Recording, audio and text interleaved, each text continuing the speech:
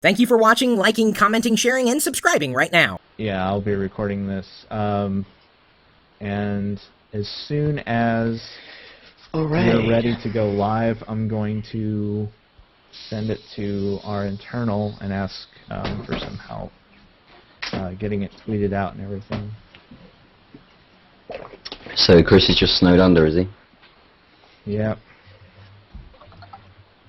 Yeah, apparently the number of people with power out keeps going up. I'm surprised he doesn't have a generator. He does, but I don't think it powers absolutely everything in his house.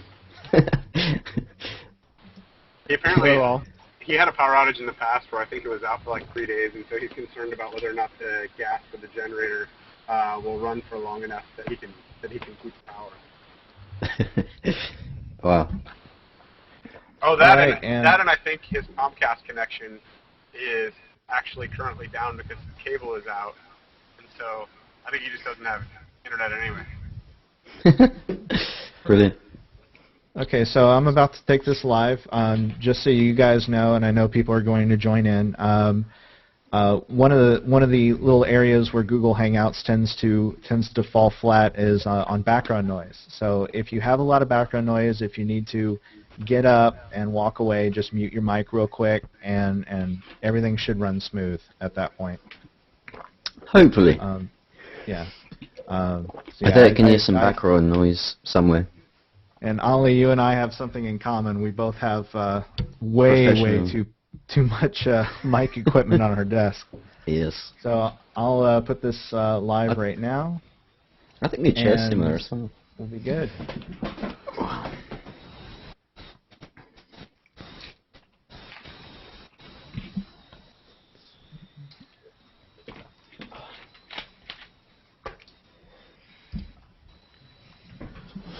All right.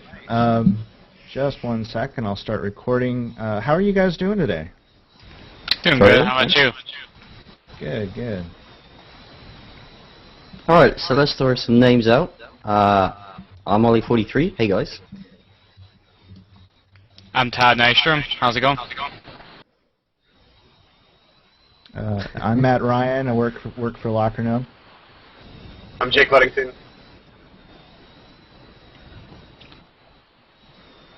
This is like an AA meeting. It's like, hello, I'm Matt Ryan, and I'm a techaholic. These are the things I've done wrong.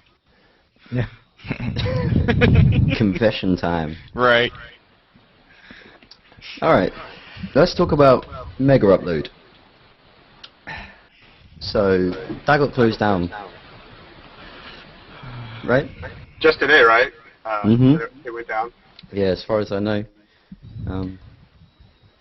Yeah, that's a big shocker right there. Good or bad?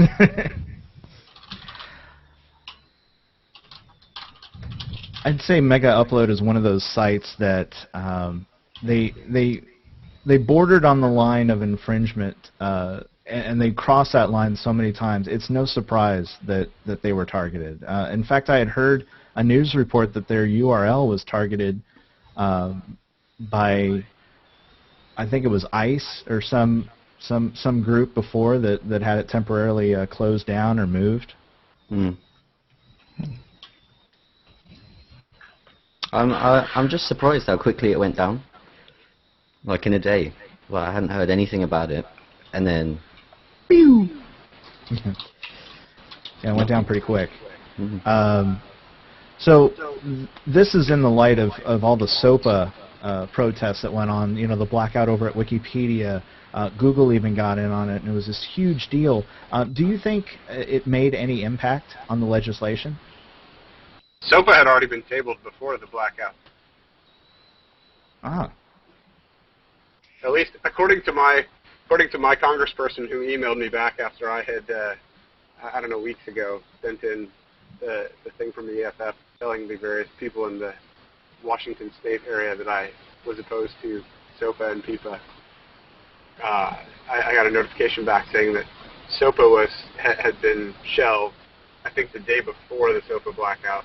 There's something new called Open that I don't know that much about that apparently is supposedly better, taking some of the bits that actually the U.S. government probably needs so that it can enforce copyright infringement without actually all of the nonsense that is, I can make a false claim and take somebody's site down entirely.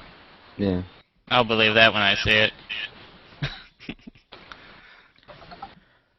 The thing that It's hard to say. It's all based around legislation that actually already exists that has to do with international commerce. So I don't think it's actually that much different. I think it's just like clarification in the age of the internet. The thing that annoys me is it's not written by people that use the internet as much as we do. It kind of feels like some of the things that is going on is not made, like, say if we came up with the legislation, we'd have a lot more understanding. I just feel like, as someone that's on the internet as much as us, I don't think they understand the implications of what they're actually doing. They probably don't care either. No, that's true. Basically, if you're going to make legislation about the internet, you better know how it works. Yeah. Yeah, that's exactly what I'm saying. It kind of goes back to, the internet's a series of tubes. I mean, to think that legislation would ever be proposed by somebody that knows how the internet works is wishful thinking at best.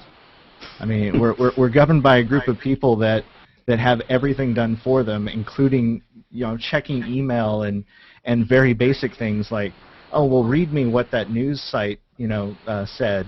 I mean, they have assistants for their assistants that handles the internet stuff for them. I don't see any reasonable legislation ever coming out of that body of government. Right. It kind of suffocates creativity as well. Any legislation is just going to stop. It's just creativity is going to completely die out because people are going to be scared to set up anything remotely that could infringe. It's be terrible. It is, really. Right, and I don't think it would ever stop piracy. I mean, really. What has ever worked to stop piracy more than, for example, iTunes? If you make the media available easily and cheaply, people will be less inclined to steal it. It's easier right now to buy a 99-cent song than it is to find it on BitTorrent. So that, to me, is better than any legislation could ever be at combating piracy, because all SOPA is going to do is drive pirates into alternative platforms. They're going to go places that Congress never even knew existed. Right. And then they'll try to govern that. It's true. But yeah, there's always going to be a way. If pirates want to pirate something, they'll figure out how to circumvent anything. Yeah. Right. So for those of you tuning in, I'm Matt Ryan with Lockernome. I'm joined by Jake Ludington, and Kevin, and Ollie, and Robert Fogarty, and Christopher, and a bunch of the other Gnomies. And Chris is snowed in. He's covered in carbonate. Han Solo is actually counting his blessings that it wasn't him this time. Wow. So we're taking over. We're taking over his channel right now, and we're going to do things our way. So that's what this is. If you're wondering who these people are, well, these are the Gnomies. These are the folks that signed up at Gnomies.com. They subscribe. They're supportive members of our community, and they definitely have a voice, and they're able to have it be heard today as we take over the stream. I saw pictures of the weather out there, and I'm like, wow. It'll be gone.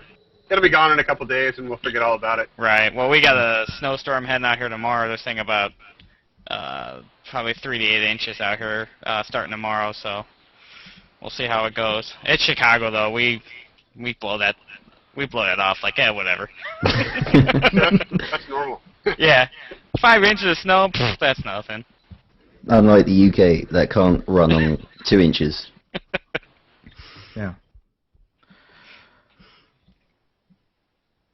Well, definitely glad to have you guys with us. We're very, very happy to have been able to extend TLDR to the Gnomies, at least for this episode, until Chris is thawed out. which shouldn't be too long. He'll be making snow angels in the snow once more. That was insane. I hope he made some good money off that. Someone must have bet him. I don't know. I think he just did it. Yeah. He just did it for the fun.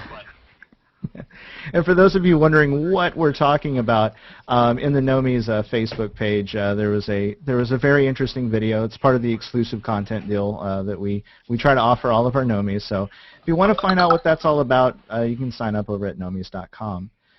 So for all the people watching, we are going to get into all the stories at lockergnome.com very shortly. So for right now, I just want to kind of open the floor, introduce yourselves. You know, where you're from. Do you have a website? You know, plug your stuff. Okay, I'll go first. I'm Ollie43. I'm a machinima director on YouTube, and yeah, that'll do for now. I'm Todd Nystrom. I don't have a website. I'm basically an incident manager for technologies.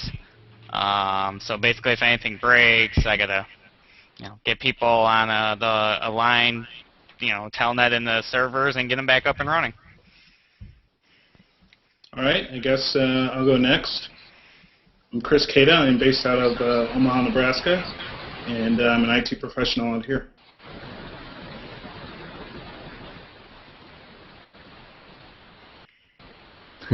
Cool, and I'm Matt Ryan, and I write for LockerGnome. My personal site is mattryan.tv.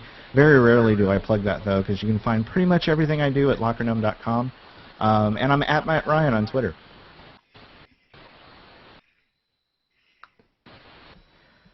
And I think that's pretty much all of us, except for Jake over there. I would say I'm Jake Ludington. I do a lot of things behind the scenes at LockerGnome, and everything from I did all of the integration of getting Gnomies set up in the first place, to covering enterprise IT, to filling in and writing about random stuff. So, a little bit of everything. Cool. All right, and that was my way of doing a sound check, so that we can make sure that all of this is actually running properly. Okay, so our first order of discussion would be an article that came through. It was written by Eddie Ringel, who's one of our newest authors over at lockergnome.com. It's how to choose your next keyboard. And keyboards are definitely something that I hope everyone here is familiar with.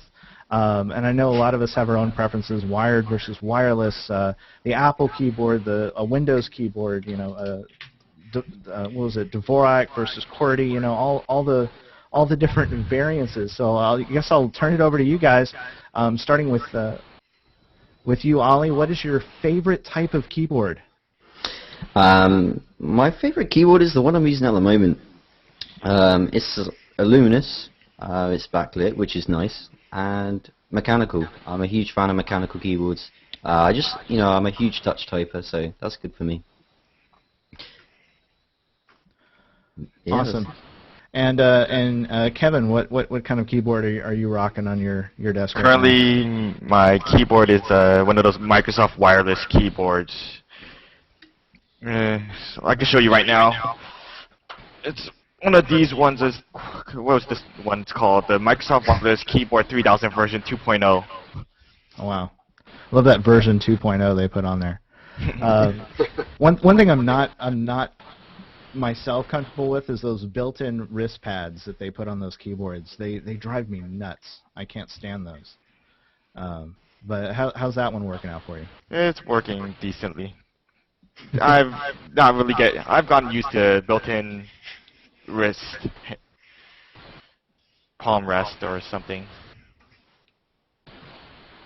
That's cool. Well, some of the factors that are listed in the article over at lockergnome.com, which you can check out. It should be in the show notes once this is embedded somewhere around here, are the switch type, membrane and dome switch, mechanical, which was mentioned before as one of Ollie's preferences, a buckling spring, all different ways that affect how keys feel under your fingers.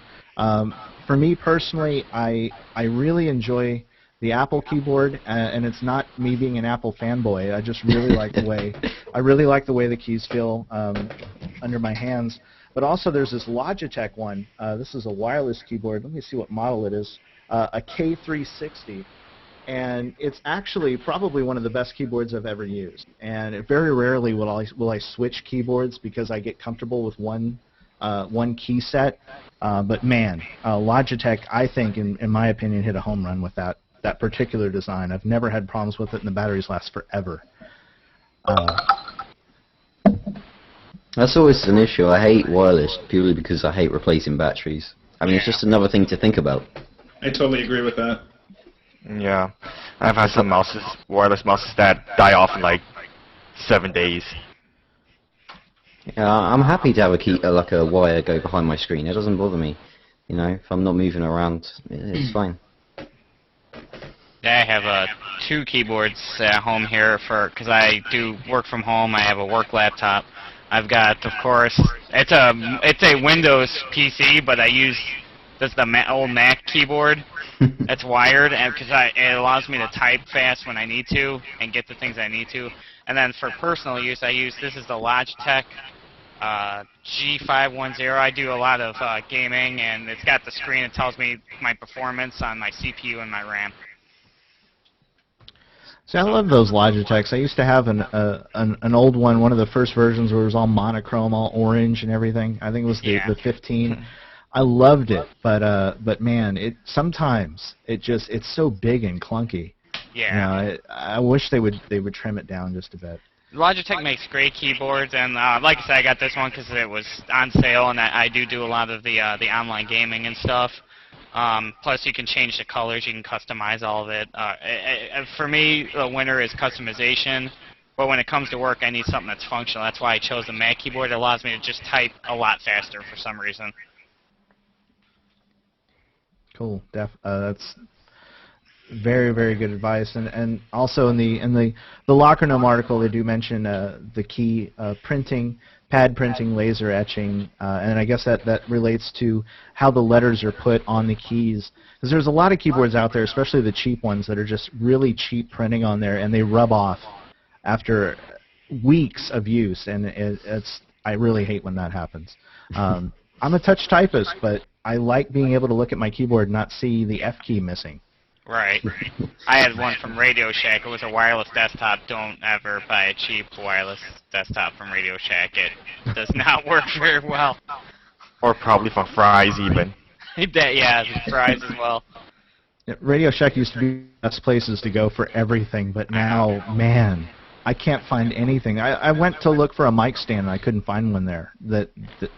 You know, aside from one of their cheap mics, it drove me nuts. I actually do a lot of my technology shopping over at CompUSA because everything's wholesale. They used to be Tiger Direct, but now they're CompUSA. But they have a lot of great prices. Yeah, over here they used to have a CompUSA, but that closed up while Fry's opened up the next day. Fry's is like the next best step. Best Buy seems really overpriced unless that's the only place you have to go. Yeah. Or they have sales.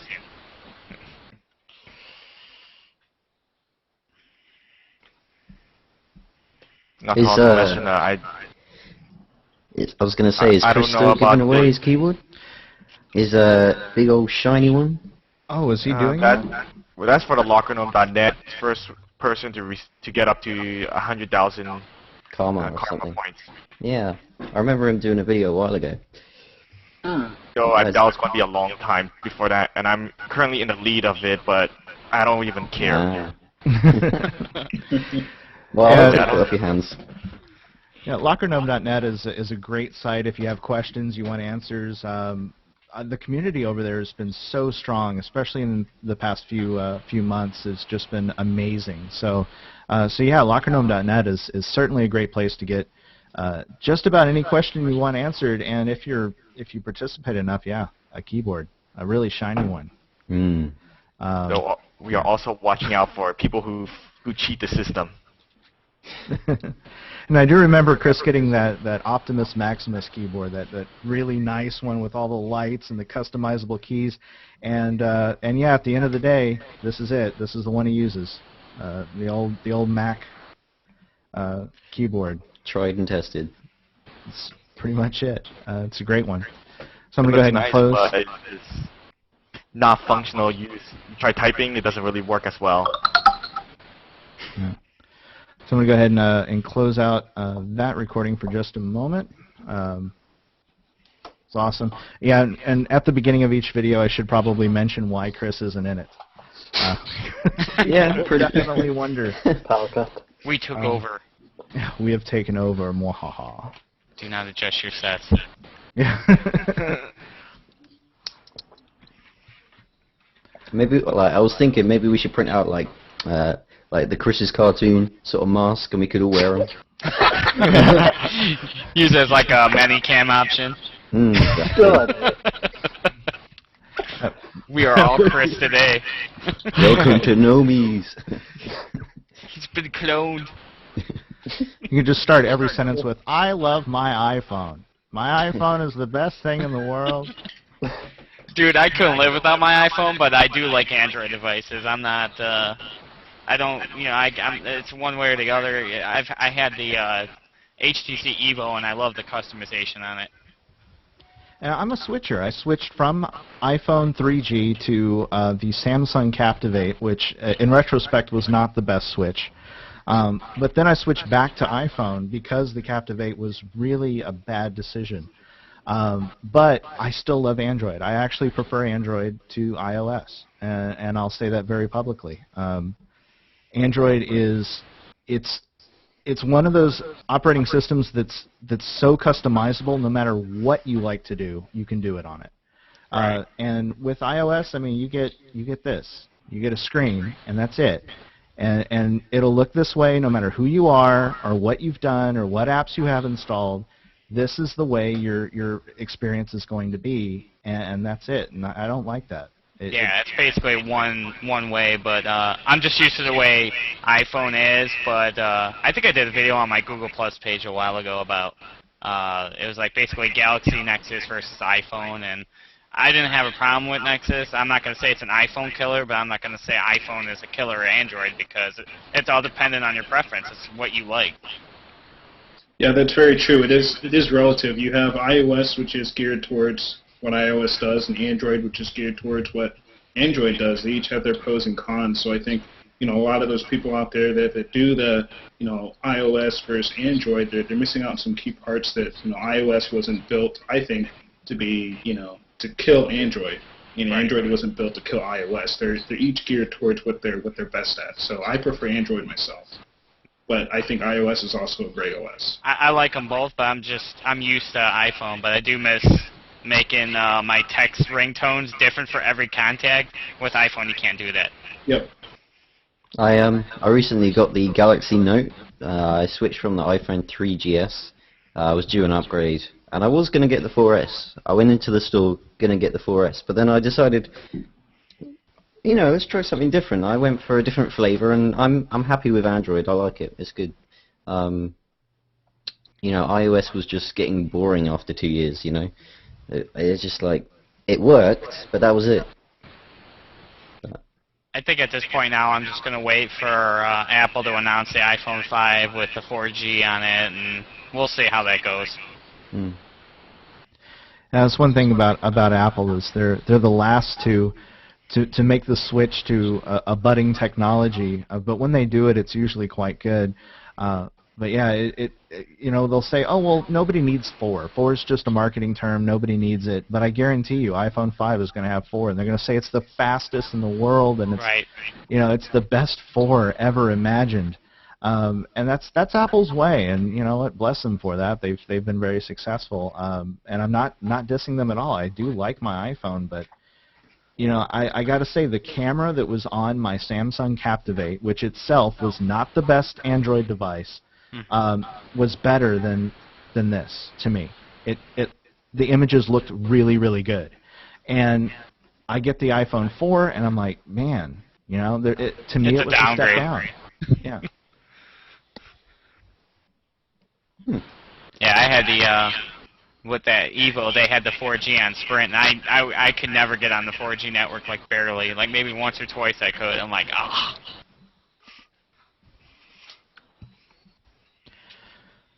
Yeah, and again, 4G is really a marketing term. I mean, to some degree. I mean, it describes the speed, and if on the 4S, for example, they actually do have more speed, then more power to them. I can say it doesn't really help during, for example, when you're snowed in. You still don't. You're still not able to join Google Plus Hangouts, but Yeah. but yeah, maybe. But I can almost guarantee Apple's going to sing from the rooftops about how great their 4G is. For iPhone, you have to be on Wi-Fi to get on a Google Hangout. I thought it worked on 3G too. Maybe I'm wrong. It should, but man, when there's a snowstorm, apparently 3G just goes down. And Oh, there's nothing he's probably got like maybe 1 bar if he's lucky. Oh yeah. Once you got snow, that's it.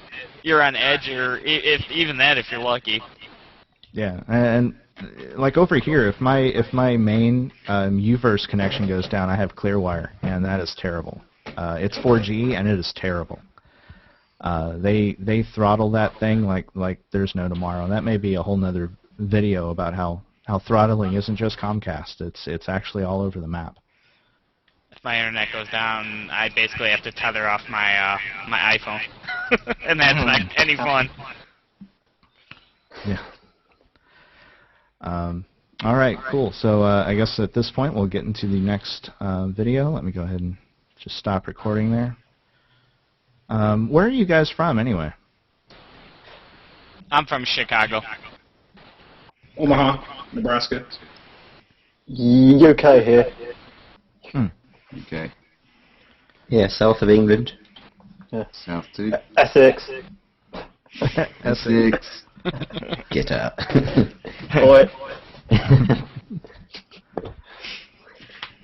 No, I joke. I've got family that live in Essex, and they don't sleep with each other. It's fine. Oi. That's alright. It's not that bad, really. It's not that bad. Jamie Oliver's from Essex. Yeah. And he's one of the few Not the best British example. personalities that many of us Americans can actually tolerate and enjoy. I think he came over here to solve our food epidemic, our obesity epidemic, which was very nice of him.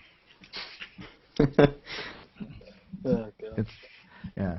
All right, so going into the next one, I'll go ahead and start the recording here. Hey, this is Matt Ryan with Locker Gnome, and I'm not Chris Pirillo.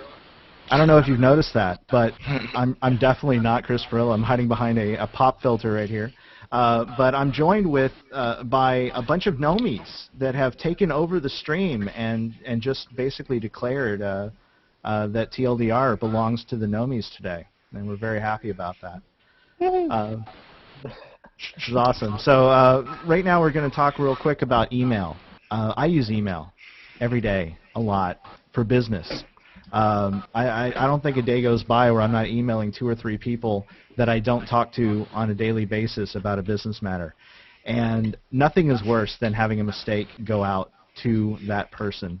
A badly worded email or a typo that just happens to make a regular sentence turn into a very embarrassing situation. It's happened to us all. So what do you do? How do you fix that? How do you correct a bad email mistake?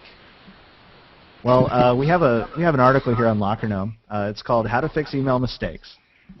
And that your email was hacked? Yeah. I've done that before. Oh yeah, my email was hacked. That has to be the 3 a.m. on a Friday night love confession. That was a hacked email, I swear. All right, so one of the tips that are brought through here is actually from Kelly K. Clay wrote the article. She spent a lot of time researching it, and she mentions Gmail's Undo Lab. Have any of y'all used that? I've used that. I've never heard of it. You have. What's your experience been like? It's like you can set between I think 10 to 30 seconds. I don't remember how long, but in that time you can quickly undo it and it will not send it. It's just basically like a cache before it sends out. which can be a very, very good thing. And I think at one point there was a phone app or something that made it to where you can't text until you do a math equation, so the drunken text messages are stopped. And Brilliant. I wish they had that for email, and I'm guessing they have that on They Gmail. do. I think They Gmail do. has it also. Gmail has that in Labs. Oh, that's awesome. They also have a feature so that if you use the word attachment in your email, it will not send if you don't put it in, or it will warn you that you are sending without an attachment. Wow. That's always Cool. good. Email's starting to get smart. That's good If because only they had that for Outlook. So yeah, she also mentions sending a follow-up email, which is basically, hey, this was a typo. I didn't really compliment that part of you. I meant to say this. And that's always a good thing. I mean, I've had plenty of experiences where I'm emailing customers, for example, and I misquote a price, or I say, well, you need this, and in reality you need that, and a follow-up email is a great way to say, hey, it was an honest mistake, and people will usually overlook it. Alert your boss is another suggestion that she gives in the post, which is basically, if you send the email to the wrong person in your organization, it's always good just to give your boss a heads up. Hey, I made a mistake, and it needs to be corrected. And normally it's a lot easier to go through that than have somebody come up to you a few weeks later and say, excuse me, did you realize that you sent this email? There are some email mistakes, though, that can't be undone. I worked at a place where the CEO sent an email by mistake informing someone essentially that they were fired without really telling them that they were fired. Oh no. Wow. Like it was That's a whole bad. it was a whole list of things about the candidate that was going to replace them. Whoops. Ouch. It happens. It wasn't you, was it? No, it wasn't. Now, one of the other suggestions mentioned in this article is if all else fails, you can always sneak over to that person's desk while they're at lunch and delete the email yourself. It may not be the most ethical or legal way to correct the problem, but if you live or if you work in an environment where you're emailing somebody across the office, you may be able to correct the issue before they even see your email. But if you get caught deleting the email, it might be all over. Yeah, that could be especially. Or bad. claim that IT sent you over there to check on something. Or just run away. Just run. You're Or you not could delete with it if you're the IT. Exchange admin. There you go. Yeah, if you're the admin, you're all good. Yep, exactly. The admins have all the power. Yes, we do. Or befriend the admin. I was just deleting this email because my computer got a virus, and it sent this weird email out, so I was just, trying to be courteous. Then again, in Outlook and Exchange, there's the recall function. So. Oh yeah. Yeah, that's true. Which And- only works if you are inside the company. If you are outside the company, Right. it fails miserably. Yep. And you try, it's like, sorry, object not found. And it's really funny to get, because I get emails from a lot of PR people that try to recall messages, and I'll get the email, and then I'll get a recall notice from them, but obviously the email's not coming back. Oh, they changed that in the Outlook not Outlook, Exchange 2010. So it won't So send the recipient won't the send it at recall all? email. Funny. Wow. I like that. Usually the best way to counteract a mistake in an email is just to read your email a few times before you send it. That's always the best rule of thumb. I know it's hard when somebody suddenly tells you, hey, it's Friday and we need you to work Saturday, and you draft that email explicitly telling them no. It's easy to hit that send button a little bit too quick, so usually the best offense is a good defense and not sending it at all. Triple check it. Yeah. Yeah. Proofread. All right, so I'm going to stop that recording. Sure, I'm hoping it's catching everything. We'll find out. Yeah, we'll find out. This soon. was literally the result of a 10 a.m. phone call. I have no power. Uh-oh. Well, I noticed this morning, I'm like, the live feed's down, and it's the video saying, let me know the feed's down, so I let him know, hey, it's not working. 2 hours later, it's still down. I'm like, uh-oh. Must be a bad storm or something out there. Damn snow. Yeah. I know. Could just see it now. It's nice when I ain't got to go out in it, but when I do, I hate it. We get a light dusting where I am, and now it's melted. Oh. I wish it snowed here. Ugh. Snow would be very, very welcome here in Texas. I tell you that. You can have it. No, the snow can go away. Is this summer yet? No, I wish. Huh. What summer? Wait. I thought that was just all year. I think that starts in March for you. I'd already started. It was 75 today. Wow. Well, I'll admit, during the Christmas holidays, it was like 50 and 60 degrees out here, and I was like, everyone's like, oh, yeah, we're not going to get winter. Yeah, thanks a lot, guys. Now we're getting snow like every other day. Awesome. Yeah, when you don't get it, don't say that we're not getting it. You're just jinxing. Yeah, you're getting winter. Yeah, the first snow we got, we had like 10 inches of snow. I'm like, this is awesome. I am so glad I didn't have to work today. I'm just going to keep my mouth shut from now on. Yeah. Yeah. Okay, this next one is actually about playing the piano. I don't know if we have any musicians in this hangout with us, so Not really. Yeah, we'll see how this one goes. Not with the piano, anyway. Actually, Wait, I it's saw a played keyboard. violin. There's a keyboard in the background. Right here. Ah. Oh, good.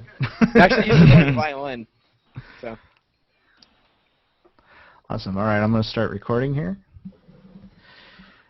Hi, I'm not Chris Pirillo. Oh wait, I'm Matt Ryan. Where are you? Yeah. I don't know where I am. No, I'm not Chris Pirillo. I'm Matt Ryan. I work for Locker Gnome, and I'm joined with a bunch of Gnomies that have taken over the stream for one day because of some inclement weather in the Seattle area that unfortunately has Chris crowded around a fireplace right now trying to stay warm. But we're taking over, and we're going to have a lot of fun talking about playing the piano. Isn't that fun? We wrote this article over here on Locker Gnome, and this one has my name on it, but I was helped out quite a bit by Jeffrey Smith, who authored a ringtone that you may hear from time to time on Chris's live feed. So he helped me out with a few suggestions to see how you can learn how to play the piano online and using your iPad. So we went through a few tips, like for example, Zebra Keys, which is a free online piano tutorial that allows you to basically learn music theory from reading music sheets to playing it out on an actual keyboard step by step. It's a really, really great site. Along with Piano Nanny, which is a long-running site, and you can tell just by looking at it, it's a very, very old website. Old website. I think they said you had to have Internet Explorer 4.0 to view that site. That's a security risk. Yeah, just a little bit. But Piano Nanny does work very, very well. I've taken a few lessons on it, and remarkable how quick you can actually pick up on a few notes. Also, Plurn Piano, which is another site, sort of like the other two, that can teach you piano, and they'll give you a song, and you can try to play it. And you see a visual aid saying hit this key, hit that key. It's pretty useful. Do we have any musicians in the group? Yes. Awesome. What do you play? A few instruments. Piano is the first one I learned to play on, and clarinet, trumpet, and a couple others that I picked up in high school. Oh, that's awesome. Did you have a hands-on tutor, or did you teach yourself? I did for several years with the piano, and as I grew to love music more, I wanted to play different instruments, and I had a piano teacher that could actually play several instruments as well, so I was able to get like a clarinet and be taught how to play that as well. Oh, wow. All right. Would you feel that you might have benefited from being able to have, for example, an iPad while you were learning to be able to, while you're waiting in line somewhere or waiting at a doctor's office, for example, just kind of, take it out and have a miniature version of a piano with you? That's hard to say. So I think that it would be kind of beneficial in the fact that to get better at anything, you have to practice. And to be able to have that anywhere, for instance, an iPad, is actually a huge plus because, going all day to school or hanging out with friends, back then I'd have to wait till I got home or had a piano to play on. And, you weren't always able to play it at any time. I couldn't just wake up at 1 o'clock in the morning and decide, hey, I'm going to play the piano. But if you had an iPad or a website, something you can plug in earphones on and be quiet, I think that's huge plus to be able to practice anytime, anywhere. I think that's key. So I think if I had that, I think it would have been great. It may have helped, but it's hard to say. Cool. Well, you can actually see a list of iPad apps if any of you watching are interested in learning how to play. And if you're watching this video after the fact, chances are you probably are. But Virtuoso Piano free is actually a free piano player for the iPad that I tried out. I love, and it came highly recommended by Jeffrey. So that's a good one to start out on. Piano Hero is kind of like Guitar Hero, but for pianos, and it actually teaches you, how to play certain songs, which is really cool. So yeah, there are plenty of great links over on the Locker Gnome article. Be sure to check it out. And if you are interested in finding out how you can be one of the folks taking part in the recording that we're doing right now, you can do so by joining www.gnomies.com and subscribing there. We have monthly, quarterly, yearly, which is the best value plans available. You can join in. There's exclusive content. There's deals. There's freebies. There's tons of things out there, and most of all, you get to take part in Hangouts when Chris isn't snowed in. He's usually here hanging out with folks. So yeah, definitely sign up. Honestly, it's a really, really good deal. And that one's done. You can tell I don't do this every day like Chris. No, you're a natural. Don't worry about it. Doing great. It's fine. It's fine. I used to do FM radio announcing music, which was very, very short, 12 seconds max. Yeah, sounds good. I picked it up the first time I heard your voice. A lot of it's this microphone, actually. It's one of those microphones that make you sound better than you really do sound, which is a great feature. What one have you got, Matt? This is a Perception 420 by AKG. Try holding it up here. It's that thing's a standard, beast. Yeah, it's an XLR condenser mic. It comes with a spider mount, which is awesome, so I can bang on the desk and you don't really hear it that much. And I put this pop filter, which is made for it's not made for vocals. This pop filter is actually made for something else. It's really massive, and it came with an arm on it that is really difficult to maneuver. But yeah, this pop filter is awesome, and I've got it running through an M Audio Mobile Pre, which is about $100, and altogether, it just creates great sound, and it's consistent. It works all the time. Never had a problem with it ever. That's the only thing that I haven't had a problem with today, audio-wise. So I'm very grateful for that. Cool. What kind of mics are y'all using? Every one of you sounds really good. I'm using Apple headset. CO1U. I don't know if you can see it there. Oh, it's the CO1U, the USB version of the Samsung CO1. That's the one. Love it. I had that one for quite a few years. I used that with podcasting, and I love that microphone. I'm still tweaking with it. I'm not 100% happy on how it sounds, but I think that's my fault, not the microphones. Yeah, Chris actually on his live stream used to use that mic as a primary mic for years. I think at least 2 or 3 years until he switched to the AT2020, which itself is a great microphone. It's a really small version of these condenser mics, and the audio is great 90% of the time. But if you really need to do vocals like close-up miking, I don't like it. But it's great for having a foot away from you and just having it on all the time. You might get a kick out of this. I'm actually using the Rock Band Logitech mic. Are you kidding? I'm Wow. not kidding. That's a great way to get another use out of your tech. Wow. Okay. Cool. That looks over like a shear mic. Those mics that you can hammer nails with and they'll still work. Yeah, I used to work in an environment where we had like $2,700 Newman mics, and I can't tell the difference between them and half of the $80 mics you can buy today. I mean, I really can't. I'm sure they sound great, but this mic right here sounds better than anything I have ever tested with, and that really speaks to budget-friendly alternatives, and that you really don't have to spend $1,000 to sound good. I mean, you can spend $80 or get the microphone that came with Rock Band, and it'll sound wonderful. I mean, when I do my radio show, yeah, I actually do have a full studio setup, 2 Samson M10s and an Alesis Multimix 5. Oh wow.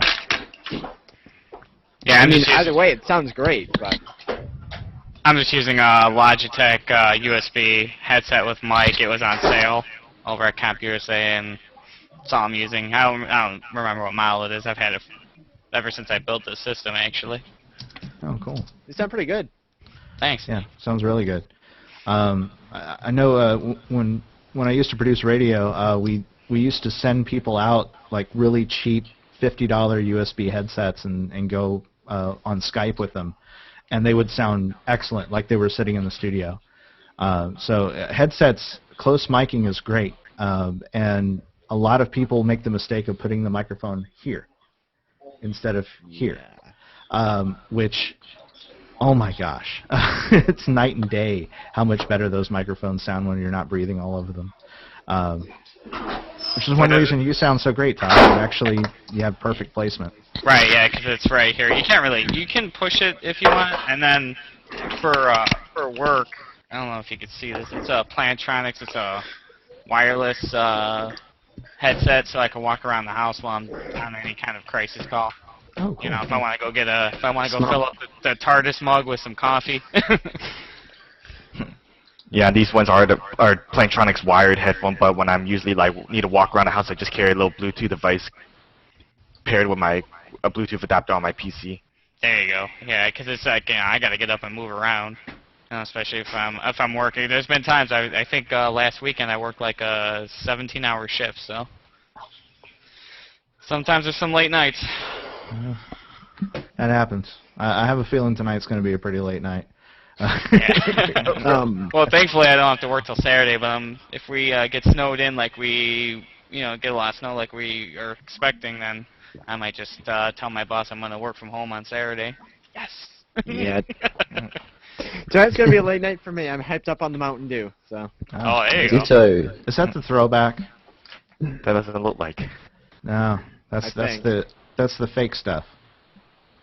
I used to drink the Code Red, but being that I have diabetes now, I can't really do that. I gotta drink the diet stuff now. I'm gonna have like a voltage version just stored somewhere in a little cooler. Okay, this ticks me off. The vending guy at my school is like stupid as heck because he puts 2 things in of Mountain Dew, and then like the rest of that row is water, and then the rest of the machine is juice. It's like, Oh. In California, it's worse. They only give you water and juice. That's They all you removed get. all those Coke. I try to just either drink water or coffee, and that's it. hey, Starbucks for the win. My school growing up, our football field was sponsored by Coca-Cola. They actually Awesome. paid for the AstroTurf in our football field, and as a result, they got exclusivity on all of our soda machines. So everything was a Coke product, and there was a soda machine everywhere. you couldn't look around without seeing one, and I guess that's the way it is, yeah. I'm guessing right now with U.S. laws, they can't do that really. Yeah. I love how I grew up in simpler they're times. slowly removing sodas from schools, but then they turn around and actually declare pizza a vegetable. Yeah. Wow, yeah, that's a... Well, I mean, I guess Really? you get vegetables on it, but it's still... Pizza itself is And not then a the vegetable. tomato is a fruit. How does that work? I don't even think we had vending machines for pop when I was in high school. Maybe one in the cafeteria, but it closed after, like, what, 1 o'clock?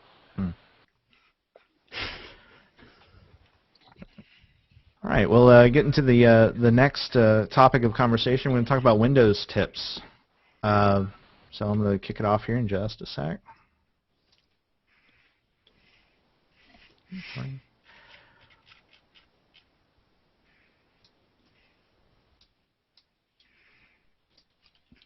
Hey everyone out there, I'm not Chris Pirillo, though I play him on the internet occasionally.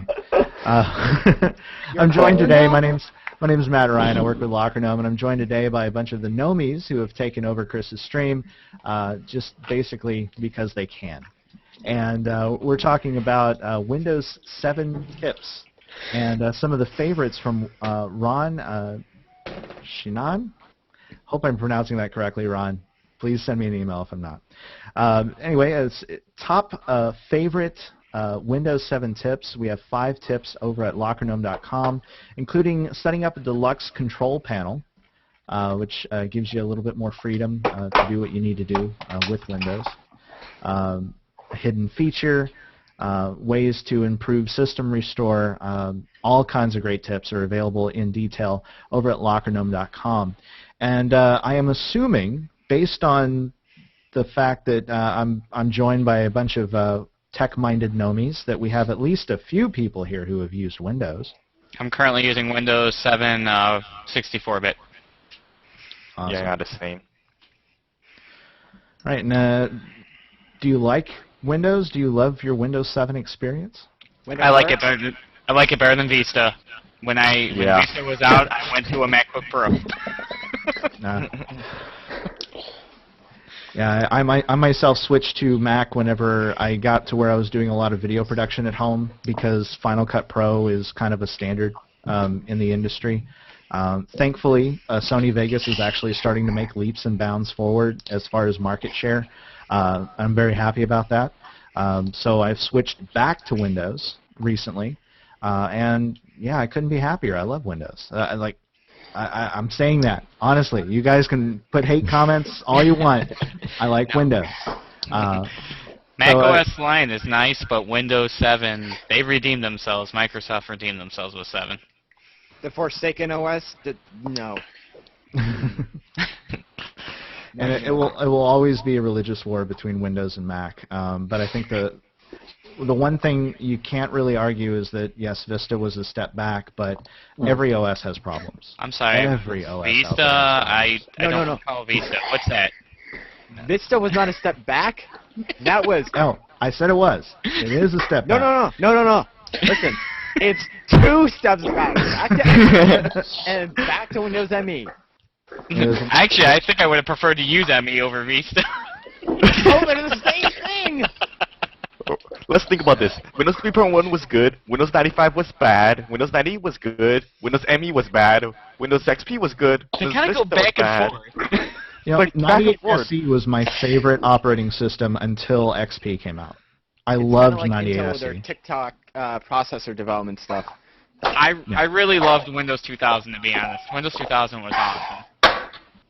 And I think that's when they started using the NT architecture, right? I think they actually improved upon the NT architecture with 2000, and then XP came out. Windows 2000 in a domain was beautiful. Has anyone tried out Windows 8? Not yet. Only what I've heard. The only thing that kind of scares me is I'd have to set up a virtual part of my machine because there's no uninstall for it. It's kind of there permanently. Where is it in control panel? I mean, I had a play with I think they gave out like a dev and preview thing. You could download. Yeah, as an ISO. Yeah, a couple of months ago, and I had that in a virtual machine, and I found the Metro a bit weird, to be honest. Everyone's saying Metro is weird. You can remove It is pretty weird, I agree. I removed it on the laptop. I put it on an old laptop that just wasn't really powerful enough to do anything, and I just had to play with it. I installed Windows 8 and I removed the UI, and it's great. It works fine. It's like a refined Windows 7, and Windows 7 was a great operating system. I'm gonna wait till Windows 8 Service Pack 1 comes out before I make a judgment on it. Yeah. Well, bear in mind that Windows 8 and the Metro UI was meant for tablets and touchscreens, not keyboard and mouse. Right. Yeah, it's true. Yeah, Probably when they Granted, release there it, is a little... Sorry. They're probably going to keep on a desktop when they're going to release a PC version and then a tablet version. Granted, there is a little registry hack to make it so the classic desktop is default. So. Oh, nice. Yeah, that's what I got going on. And I haven't gotten to use Windows 8 just yet, but from the Metro interface, I'd say it's probably great for tablets, and I would never, ever want to have a touchscreen desktop computer. That would I be just horrible. don't see that as being. I don't want to lift my arm. Who wants to do this? Can you imagine like this? Like, hold on, let me pull that up. Yeah. Hold on, wait. I mean, do I look like somebody that wants to exercise all day? Seriously, I don't want to be doing this number. Unless you're like an artist, probably. I've got a Wii for that, right? Yeah, exactly. You got Wii's for that. Amazing. PlayStation Moves or Xbox. That would actually be crazy if Adobe made it so Photoshop would work with the Kinect. That would be Yeah. Some people might think it's a human cool. Wacom tablet. Some people might think it's cool because they feel like they're in Minority Report. I guess they're like, "Oh, look what I can do." And actually, we have a video from a while back that was done by Kevin Connolly, one of the members of the Lockernum community, that took his Kinect and actually worked out a mechanism to where he could control Windows by hand gestures. I saw something like that. That's crazy. Yeah, Yeah, it wasn't gadget. ready, but it was good enough to where it actually made me think, okay, that I could see. Like, I would love to be able to kick back and go, this for email or something like that. But I could not possibly see myself touching the screen all day long in any capacity. It would drive me nuts. My arms would be tired inside of an hour. Just because you're used to having your hands like this to type, and then you're going to be like this all day. Yeah. How do you see when your hands are in the way? I just... Or how do they know what letter you're pushing? You really have to double check your email then. Speaking of Kinect, T-Rex in the chat room just pointed out that February 1st is the release date for Kinect for Windows. Awesome. We'll see how that goes. It could be a great thing. It could be but, good. Probably won't be. Well, for those of you looking for Windows 7 tips, because you're not quite ready to make the jump to 8, and we appreciate that, you can go over to lockernum.com, and there are 5 great tips there for you. And again, we put them all together. And if you are interested in being a part of a hangout that will become a TLDR, I don't see this happening very often, but you know what? It's one of the perks of being a Gnomie. You get to take over Chris's channel whenever there's too much snow in Seattle. So go over to gnomies.com and sign up. It's totally worth it. It's already more than paid for itself, and it hasn't even been a week. Chat. It's nice.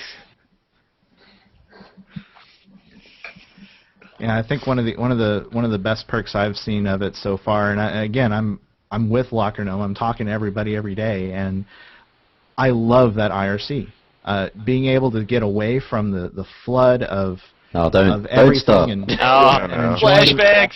Yeah. Oh. I do love the fact that you can sit back and enjoy a conversation with people that share the same interest, and that are actually there because we all have a common love for technology and a love for all things geek. I don't know how many more times I could have read in YouTube chat, Chris say banana. Great. Put a shoe in your head. This, Viva la Gnomies. So there's already a bad kid in the regular chat room right now. In the Gnomies chat room?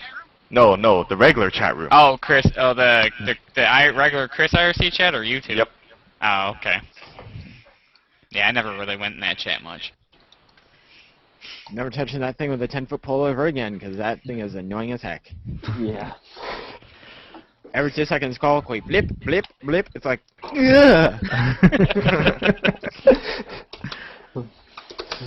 Well, cool. This next one's actually about email as well, so I'll go ahead and get into it in about 3 seconds here. Hey, everyone out there in YouTube land. I am not Chris Pirillo, and neither are any of the fine folks joining me for this video today. They are Gnomies, and they are from Gnomies.com. They're subscribers. They're members of our community, and we love them. And they've taken over Chris Pirillo's feed today to bring TLDR to you. Too Long Didn't Read or the Locker Gnome Daily Report, your pick. Today we're going to talk about 8 email mistakes to avoid. I think everyone that deals in email more than once a year should read this article. It's over at lockergnome.com, and it lists out 8 very, very common mistakes that I know I see every day. Like, for example, using reply to all when you really don't need to. Please stop that. Reply to all. Reply to all is great, but not all the time.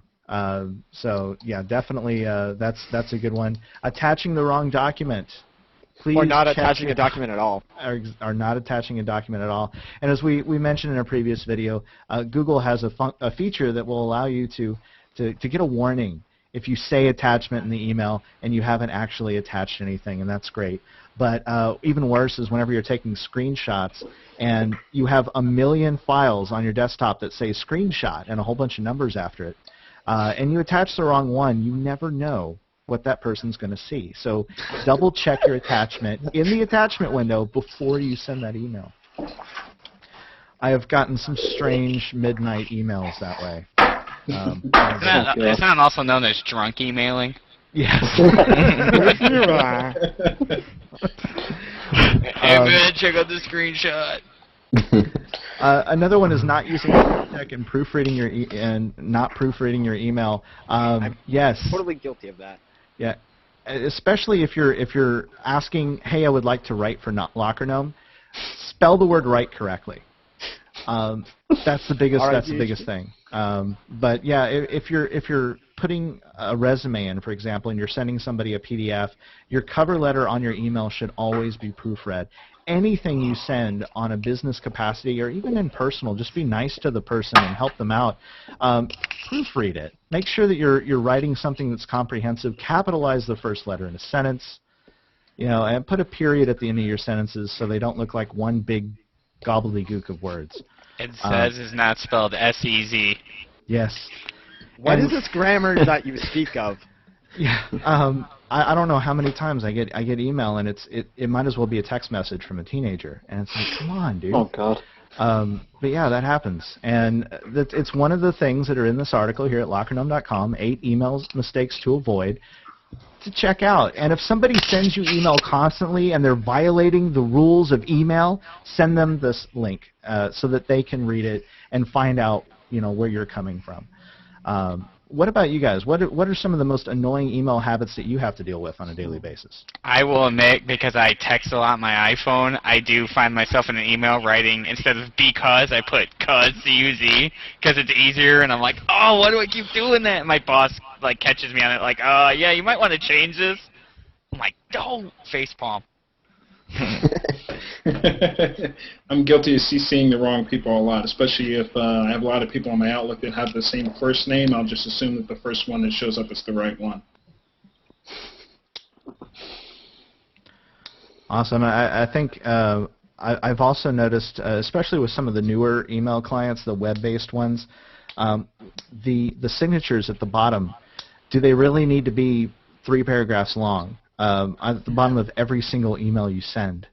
Like here's my photo, here's my URLs, here's all of this, and then you reply to them and they reply back, and then you get all that information again. That's one thing that does kind of boggle the mind a little bit. But yeah, I mean there's 8 things you should avoid in that article, so please check it out. What about signatures with animated GIFs? I hate those. Yeah. Also, I've noticed that with one of the places, they have a whole paragraph stating that they, even though they scan for viruses, they're not responsible for if a virus gets on your computer. Oh, it's so annoying. I think paragraph long. it's just a way of them covering their butts, I guess. Just in case No, something slips through, who knows? But do you need it? Do you need it 9 times over? Yeah, right, exactly. All right, we have one more here, and then I think we should be wrapped up. Let me just reset recording. Anyway, thanks guys, seriously, for joining in on today's TLDR. Very, very thankful for such a great Noni community. It's my pleasure. Not a problem. I just want to hear you say, hello, I am not Chris Pirillo. Yeah, we heard he got kidnapped by bounty hunters. That's what I heard. I think he did. The blockade was completely legal, honest, I promise. All right, this next one is about OpenOffice files. Ooh. Oh no. Yeah, everyone loves OpenOffice in this chat. Hello, everybody. I'm Matt Ryan. I'm not Chris Pirillo. I know. I'm sorry. You can go ahead and start commenting about how I'm not Chris Pirillo right now. But I'm here with the Gnomies, subscribers, loyal Locker Gnome community members over at Gnomies.com. There's a link down there. And we're talking today about OpenOffice, which is one of my favorite Office applications because it's open source. It's free. You can download it on any computer, and it works. I love it. But we're going to talk about how to open ODT files in Word. So if you have friends or coworkers or colleagues that prefer an open environment, and they send you an ODT file, how do you open it in Word? Well, there's an article over at lockergnome.com that discusses just that. It was written by our own Jake Ludington, who's with us right now in the chat. I am, and this was actually, this came out of the help.lockergnome.com forums, which had people asking how to open ODT OpenOffice files, and Word doesn't open them by default. There's you have to install or do something to convert the files. Easiest thing would obviously be just to download and install OpenOffice, and then if you really want to open them in Word, just save them as doc file. Google Docs is another way to do it. If you have a Google Docs account, you can upload the ODT file to Google Docs and then save it as a Word file so you can edit it in Word. There again, you could also just edit the file in Google Docs and skip Word altogether. But I know some people don't necessarily want to do that. And then there is also on SourceForge the .odf or Open Document Format add-in for Microsoft Office, which, if you install that, allows you to natively open the files in Word, although I haven't personally found that to be a super reliable option. I found it easier to convert the files if that's what you want. And I don't know, does anybody else have any other suggestions on how to do it? I know these are 3 popular ways to do it, but there may be some better way. I know that OpenOffice has a portable apps version. Probably they would want to try that instead of installing it on their hard drive. That would be a good option. There are also a ton of other open source Office programs that you can go through if you don't want OpenOffice and you don't like Google Docs. I don't know if Star Office is still out there, but that one kind of works. I believe it is. I think there's also a Windows Live version of Office that, well, yeah, that wouldn't open ODT either, would it? It wouldn't, probably. Oh, that's a shame. I know there's also LibreOffice, which is basically the same as OpenOffice. And then there's Google Docs, which I think does that. Yeah, Google Docs will open the files. Mm. Oh, but there's also NeoOffice, if that's still around. I think it's a better Mac version of OpenOffice. Yep, it is a Mac version. Cool. So that's also, see, we use Google Docs a lot here. I personally, I use Evernote now more than any Office application, but it doesn't open anything. So, so as much as I like it, yeah, occasionally I do have to open up OpenOffice, which is my Office application of choice. A, because it's free, and B, because it actually works. And yeah, it's pretty universal around the board. It's just getting Microsoft to accept an open standard and actually implement it so that you can open it in their expensive program. That's all I would ask them to do. Come on, Microsoft. Right, you're paying for it. I mean, I do use Office, but I gotta say, Google Docs is amazing. Yeah. Google Docs, when it first started, I didn't like it at all. I thought, wow, it's not there. There's, Excel is so beyond anything Google Docs could ever actually accomplish, and I've been surprised. Excel, I would say that Excel still is way beyond anything Google Docs has accomplished. If you actually do a lot of work in Excel. I do use Excel a lot. I'm an Evernote user. You're an Evernote? Yeah, I love Evernote. I think everyone that I've talked to in the Lockernome community that has used Evernote loves it. Evernote is awesome. I think everyone at Lockernome uses Evernote except for Chris. Why is that? I wonder. I mean, it's great that you can. I mean, they have a mobile app, so it can automatically sync everything that you're doing. Whether it's on your laptop or your desktop, so it's just everywhere. It's great. Evernote mobile. I love how I can start an article. Like I write 2 articles a day roughly, and I'll start it on my desktop computer, and then my wife will say, well, we need to go babysit nephew or something, and then I get on my laptop and it's already there, already synced, ready to go, exactly as I had it before. I love it. That's really convenient. Cool. Yeah. All right, cool. Well, that actually does it for the last video. I guess from this point forward, we're just kind of hanging out and enjoying life. Awesome. Bracing for the snow to hit here. Well, I do want to take a moment just to thank you guys for being Gnomies. Like, I know the Lockernome writing staff, we're usually so busy we don't have time necessarily to jump in and say thank you, but we do appreciate everything that y'all do for our community. You make what we do possible, so I appreciate it. You let me enjoy doing what I love for a living, so I can only hope that we can give back, even a small amount of what you guys are actually giving us. Matt, should we do a video about Megaupload? Just a thought. What do you think, Jake? I have a feeling Chris may want to actually jump in and do a video specifically about that. Ah, okay. So I think if we do that, he'll just delete it. Yeah, we don't need Discord. And we'll take over his channel again. It's like a whole new meaning to the army of Chris Pirillo. Exactly. All right. Well, for right now, I'll go ahead and end this in the official capacity. Thank you, everyone out there, for watching TLDR. We appreciate you. Please enjoy the articles that we're writing for you every day at lockernome.com. You can sign up for the Gnomies program and actually possibly be a part of a future TLDR by going to Gnomies.com. And every day there's a chat room that is exclusive just for Gnomies members that Chris is reading during the broadcast. So you get to be part of the show no matter what. And I want to thank everyone on our panel today for joining us for this adventure.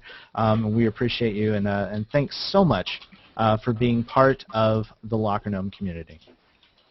No problem. Thank you. Oh, wait, we got one more thing to do. We can't end the video without. I'll say yeah. Yes. Yeah, oh yeah, you're right. Talk to you later. See you later. There you go. How